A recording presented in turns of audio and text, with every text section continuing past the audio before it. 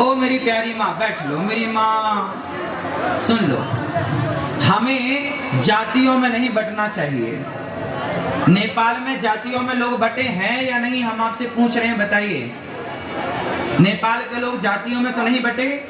हम सबकी एक जाति है, हम सबकी जाति है मानव जाति, हम मनुष्य हैं। बड़े भाग्य मानुष तन पावा और सुर दुर्लभ सद ग्रंथन गावा। हम सब मानव हैं, हम सब मनुष्य हैं और हम जातियों में ऊंच नीच में ना बटे, हम संगठित रहें। आज नेपाल में जानते हो, आप सबको पता होगा कि आज पूरे नेपाल में धर्म परिवर्तन की घटनाएं बहुत तेजी से फैल रही हैं। आप कितने लोग जानते हैं कि नेपाल में धर्म परिवर्तन हो रहा है? कितने लोग जानते हैं? बताइए, ये धर्म परिवर्तन होना सही है? उत्तर।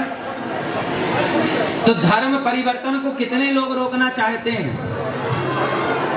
तो आप सबको भगवान पशुपतिनाथ जी ये जिम्मेदारी देना चाहते हैं कि आप सब एक मुहिम क्यों नहीं चलाते?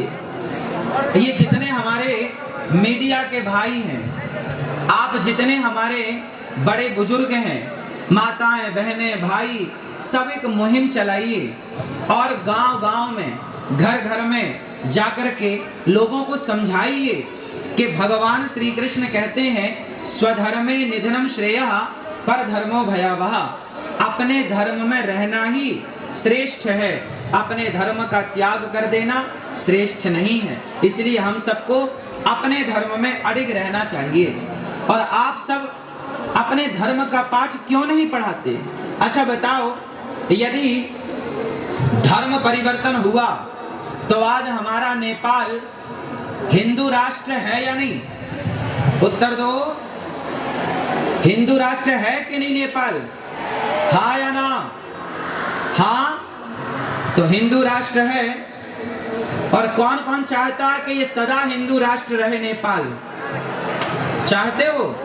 हिंदू राष्ट्र यदि चाहते हो तो आपके अंदर ये भावना होनी चाहिए और ये काम आपको करना पड़ेगा कि आप नेपाल में जो धर्म परिवर्तन तेजी से हो रहा है, उस धर्म परिवर्तन को रोकना पड़ेगा। कैसे रुकेगा? हम सब जागें, ये मीडिया वाले भाई जाएं, सवाल करो, जो धर्म परिवर्तन कर लेते पूछो कि तुमने धर्म छोड़कर क्या पा लिया, क्या पा लिया और आगे क्या पाओगे? जो व्यक्ति अपने धर्म, हमारे यहाँ मर गए लोग लेकिन अपने धर्म को नहीं छोड़ा। अच्छा बताइए, राम के पास क्या है, धन या धर्म? बोलो। रावण के पास क्या है, धन कि धर्म? रावण के पास धन है, धर्म नहीं। और राम के पास धर्म है, धन नहीं। हाँ या ना? लंकापति रावण सोने की लंका में रहता है, बड़ा धनवान है, पर उसके अंदर धर्म नहीं है। अरे धर्म होता तो पराई स्त्री का अपहरण क्यों करता? इसलिए रावण के पास धन तो है पर धर्म नहीं है। जबकि राम 14 वर्ष वनवास में थे, उनके पास धन नहीं था पर धर्म था। तो धर्म था तो आज घर घर में राम की पूजा होती है, धर्म था इसलिए।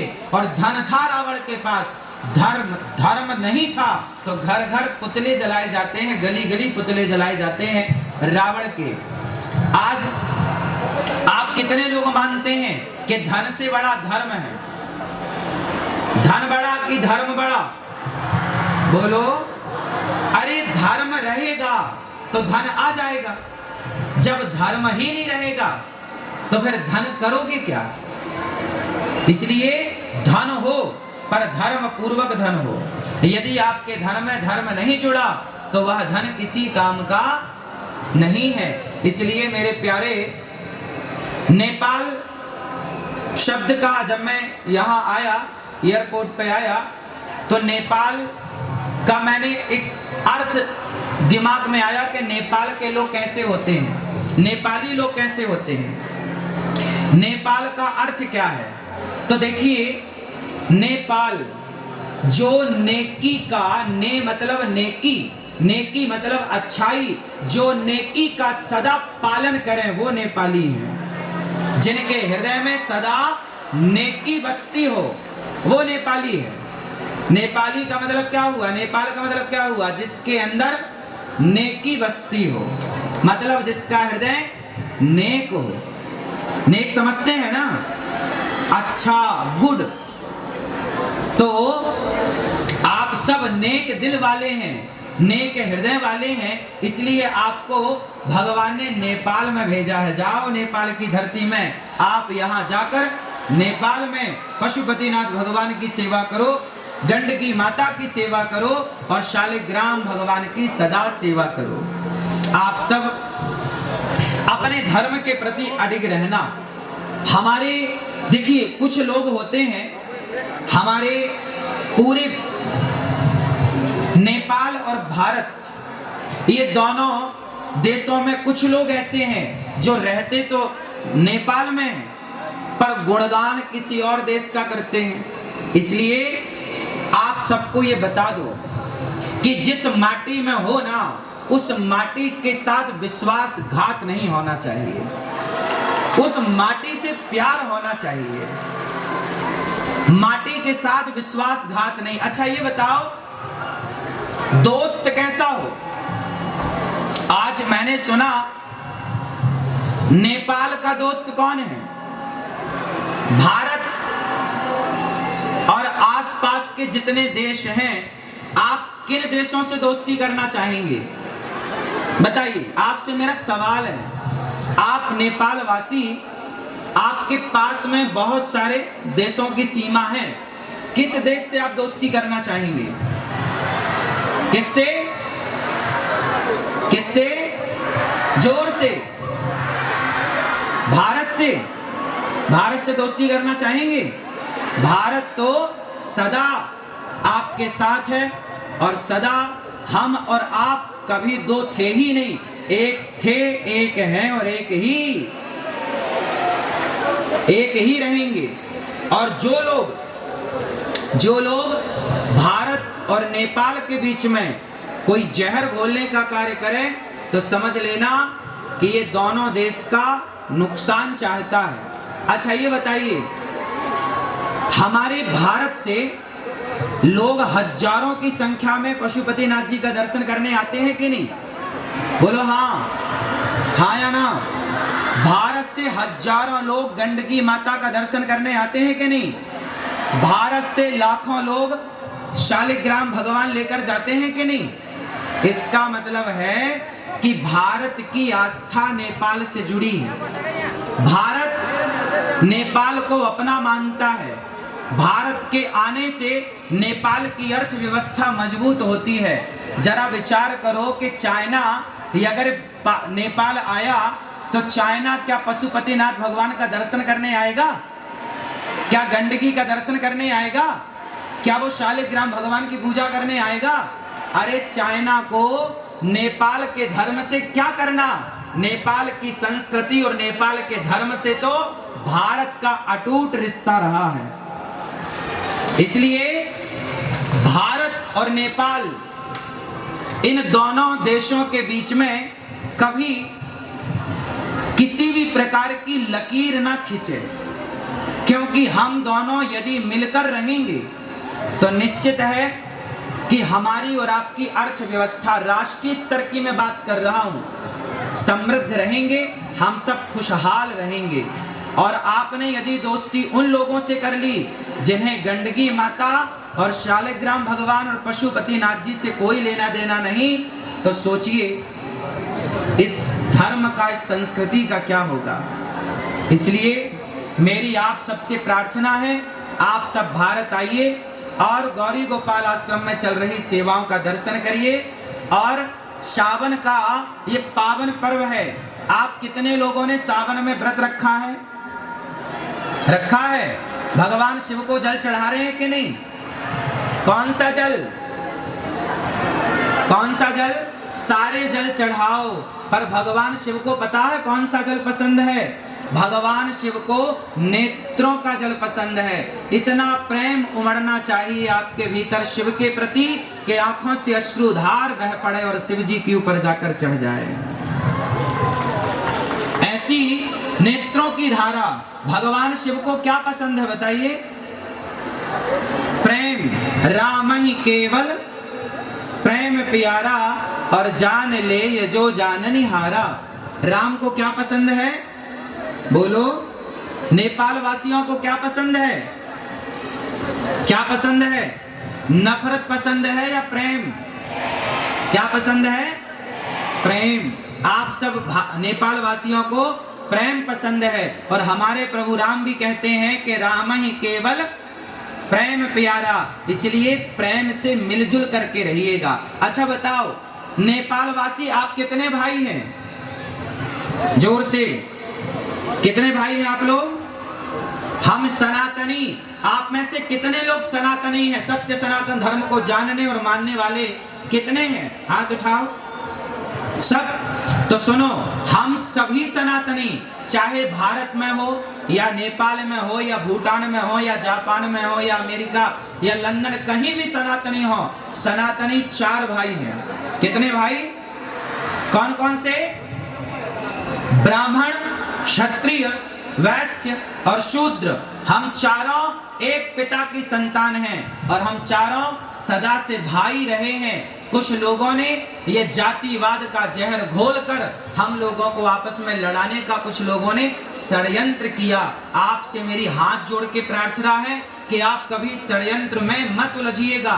भारत में जब अंग्रेज आए तो उन्होंने नारा दिया, फूट डालो शासन करो, और उस फूट डालो शासन करो के तहत भारत को खूब लड़ाया जातियों के नाम पर, और हम आपस में लड़ते रहे और कई 100 वर्षों तक गुलाम रहा भारत। इसलिए मेरी प्रार्थना है कि हम जब जब लड़े हैं तब तब बटे हैं। इसलिए आप लड़ना चाहते हैं या संगठित होकर रहना चाहते हैं? कितने लोग संगठित होकर रहना चाहते हैं? तो फिर आप कभी मत लड़िएगा कि मैं ब्राह्मण, मैं क्षत्रिय, मैं वैश्य, मैं शूद्र। हम चारों भाई हैं और एक दूसरे के काम आना है, एक दूसरे के सुख दुख में खड़े होना है, एक दूसरे का सहयोग करना है। यदि हम बट जाएंगे ना तो मिट जाएंगे। इसलिए अपने आप को बटने मत दीजिएगा। जो बट गया वो मिट गया। रामचरितमानस में लिखा है कि जहां सुमति तहां संपत्ति नाना, जहां कुमति तहां विपत्ति निदाना। जहां एकता है, जहां संगठन है, वहां संसार की समृद्धि है, सुख है, शांति है। और जहां आपस में लड़ाई झगड़ा है वहां सिवाय दुख के कुछ नहीं। इसलिए संगठित रहे, हम सब संगठित रहें। आप सब भगवत चिंतन करें, भगवान से प्रेम करें और अपने धर्म को समझें। धर्म का कभी परित्याग नहीं करना चाहिए। अच्छा बताओ, नेपाल के लोग शराब पीते हैं कि नहीं? हाँ या ना? शराब पीते हो? हाँ या ना? ना? हाँ। शराब नहीं पीना। शराब पियोगे तो सब कुछ बर्बाद हो जाएगा। इसलिए खान पान शुद्ध, इसलिए खान पान को पवित्र करिए। आप लोग मांसाहार तो नहीं करते ना? शुद्ध शाकाहारी। कितने लोग शुद्ध शाकाहारी हैं? शाकाहारी हैं। कभी भी अपने स्वाद के लिए किसी जीव की हत्या नहीं करनी चाहिए। हमें अच्छा लगता है इसलिए हम किसी को मार कर खाएं, कितना बड़ा पाप है बताइए। अपने स्वाद के लिए किसी को मारना सही है?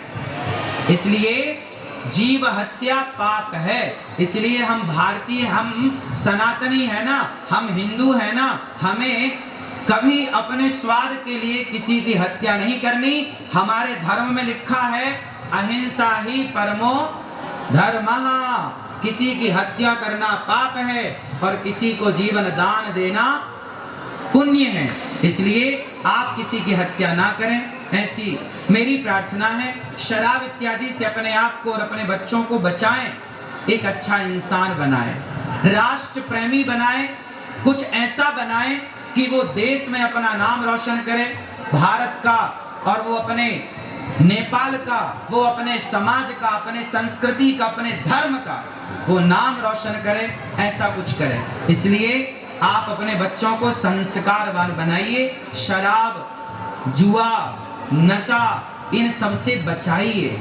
आज के जमाने में पता है क्या है, आज की आधुनिकता में हम इतने भागे जा रहे हैं कि आधुनिक होने के नाम पर, हम मॉडल होने के नाम पर अपने संस्कारों को, अपनी संस्कृति को छोड़ते चले जा रहे हैं। इसलिए हमें अपनी संस्कृति, अपने संस्कारों का परित्याग नहीं करना चाहिए। ठीक है, तो आप कितने लोग मांसाहार और शराब से बचेंगे, अपने बच्चों को बचाएंगे और अच्छे संस्कारवान बनके अपने राष्ट्र की सेवा करेंगे। ठीक है, आप सभी का बहुत बहुत धन्यवाद। आपने इतने आनंद के साथ दास अनिरुद्ध को सुना, हमें आपके बीच में आने का मौका मिला। आप सबको मेरी प्रार्थना है, आचार्य चरणों को प्रार्थना है, मंचस्थ सभी भक्तजनों को प्रार्थना है कि आप सब वृंदावन आए, गौरी गोपाल आश्रम में आए, और गौरी गोपाल आश्रम आकर वृंदावन में वहाँ वृद्ध माओं की सेवा हो रही है। 281 वृद्ध माएँ गौरी गोपाल आश्रम में रहती हैं। 150 बच्चे वहाँ निःशुल्क पढ़ते हैं। अखंड लंगर रसोई चलती है, सब आकर के प्रसाद पाते हैं। ये सारी सेवा बिहारी जी ने दी है। बोलिए बांके बिहारी लाल की, कृष्ण कन्हैया लाल की, राधे राधे। आप सबके चरणों की धूल को ये दास अनिरुद्ध कोटि कोटि नमन करता है। आप सभी नेपाल वासियों को बारंबार दंडवत प्रणाम, आप सभी के चरण रज को प्रणाम, आप सभी के माता पिता को प्रणाम, आप सभी के गुरुजनों को प्रणाम। आप सब यहाँ प्रेम पूर्वक बैठे हैं। आप सब ने इस सुंदर से आयोजन में सम्मिलित होकर भगवान शिव का दर्शन करके अपने जीवन को कृतार्थ किया।